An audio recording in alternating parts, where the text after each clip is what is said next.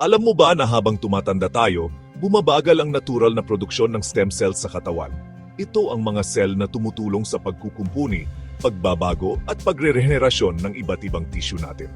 Dito pumapasok ang sea buckthorn, isang berry na mayaman sa nutrisyon na kilala sa mataas na antioxidants, omega fatty acids at vitamins. Kapag iniinom ito ng regular, nakakatulong itong bawasan ng stress oksidatibo sa katawan. Ibig sabihin, mas napoprotektahan ang mga cell laban sa pinsala na dulot ng stress, polusyon at pagtanda. Ayon sa ilang pag-aaral, ang sea buckthorn ay maaring makatulong sa mas malusog na kapaligiran ng stem cells, lalo na sa kanilang natural na function ng pagkukumpuni. Sa simpleng paliwanag, ito ay nag-a-activate ng sariling stem cells.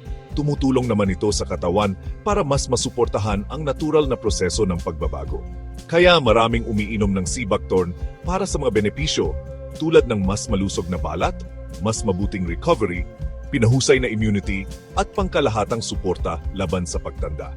Pero tandaan, suplemento suporta ito at mas epektibo pa rin kapag sinabayan ng malusog na pamumuhay, tamang tulog at balanse na dieta.